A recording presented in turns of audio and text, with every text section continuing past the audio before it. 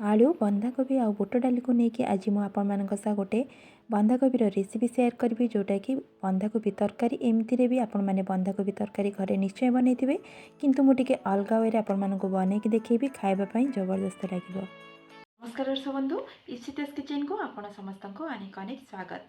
आज मुझे नहीं आसी बिना प्याज रसुण में बंधाकोबी तरकारी आर टेस्ट पूरा अलग रहिबो। बनैबा भी बहुत सहज। वीडियो को शेष पर्यंत देखंतु। एथिपाई गोटे छोट बंधाकोबी को काटिकी रखी देखो धोईकी 3टी मीडियम साइज्र आलू को चोपा छड़ेकी काटिकी रखी गोटे मीडियम साइज्र टमाटो और 2टी कंचा लंका को काटिकी रखी गोटे कप बुट डाली को पानी रे भिजेकी 10-15 मिनिट आगु रखी एबे प्रेसर कुकर रे ताको धोईकी देदेबा 1.5 बल्ल पानी मुठी ऐड करुची बुट डाली को सिझेबा पई। तापर सेतिरे हाफ स्पून लूण और हाफ स्पून हळदी को ऐड करबा। ताको हमें कवर करिकी 2टी सीटी आसला पर्यंत छाड़देबा। ताको आमे अधा सिझेबा। देखो 2टी सीटी आसला परे मु कवर खोलिली।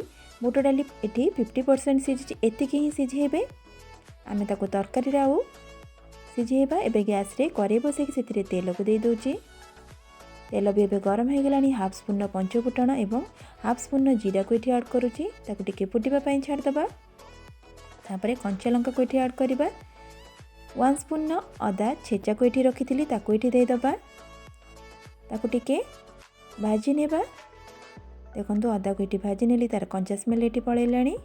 एठी हमें टमाटो को ऐड करबा। एठी जो टमाटो काटिकी रखिथिली ताको दे दोची। ताको टिके सॉफ्ट होला पर्यंत भाजीबा। एठी स्वाद अनुसार लूण को ऐड करबा। 1 स्पून धनिया पाउडर को दे दबा। Half spoon red chilli powder को ऐड करबा। बे ए सब मसला को भल से हमें 1 मिनिट पर्यंत कषि नेबा जेमती मसला रू तेल सेपरेट हो। मीडियम फ्लेम रे याको 1 ରୁ 2 मिनिट पर्यंत टिके कषि नेबा। देखंतु मसलार कलर भी ये चेंज हो गलानी। मसला हल्का ये कषि हो गलानी। आ अल्प समय पई ताको कषि नेबा। देखंतु मसला ये पूरा परफेक्ट भावे कषि हो गला। एठी हमें बंधाकोबी ऐड करबा। जो काटिके बंधाकोबी रखथिली ताको एठी दे दोची। बंधाकोबी दे सरला परे हमें आलू को भी एठी ऐड करबा। आपण मानक जदि आलू पसंद नथिबा आपण माने खाली बंधाकोबी रे बेटा को बनै परिबे। एबे ताको भल से मिसई नबा। आलू एवं बंधाकोबी को मु मसला सहित भल से एबे मिसई नउची। देखंतु पूरा परफेक्ट भावे ताको मिसई नेली। एठी हमें हाफ स्पून हळदी को ऐड करबा। भल से ताको एबे गोळेई नउची। देखिके हळदी ऐड करिवे। आमे बुट डाली हळदी देइथिले। एबे ताको 1 मिनिट पर्यंत आउ टिके कषि नेबा। 1 मिनिट पर कषिला परे आमे बुट डाली को ऐड करबा। 1 स्पून करी पाउडर को ऐड करुची। बिना प्याज रसुण रे जो करी पाउडर मिलुची ताको मु एठी ऐड करुची।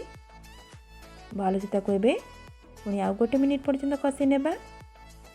मसला को जेते कषिबे तार टेस्ट सेते भल आसीबो। एबे 1 बाउल पानी मु एठी ऐड करुची।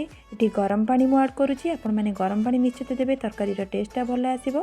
ताकू 10 ରୁ 15 मिनिट पर्यंत मीडियम फ्लेम रे कवर कर नेथिली। 15 मिनिट पर कवर खोलुची। देखंतु पूरा परफेक्ट हेई आसीची। आलू भी एठी परफेक्ट भाबे पूरा सिझी जाईची। कोबी भी सिझी जाईची। एठी हमें हाफ स्पून चीनी को ऐड करबा जहा द्वारा कि तरकारी रो टेस्टटा बहुत ही बढ़िया आसीबो। निश्चित आपण माने चीनी टिके ऐड करिवे एथिरे। 1 स्पून कस्तूरी मेथी एवं फाळे लेंबू को एठी चुपुड़ी नबा। एबे गैस रो फ्लेम को आमे एठी ऑफ कर देबा। ताको भल से बे गोळेई नउची। दर्शक बंधु आज वीडियोटी जदि आपण मानको पसंद लागिथिबो प्लीज लाइक शेयर एवं सब्सक्राइब करि नेबे। आ फेसबुक पेज रे देखुथिले फॉलो निश्चय करिवे। एटा को आपण माने गरमा गरम भात रुटी परोटा सहित बनैकी खांतु बहुत टेस्टी लागिबो। आ बनै सला परे आपण मानको अनुभव मो सह शेयर करिवे। आज पई रहुची। नमस्कार। जय जगन्नाथ।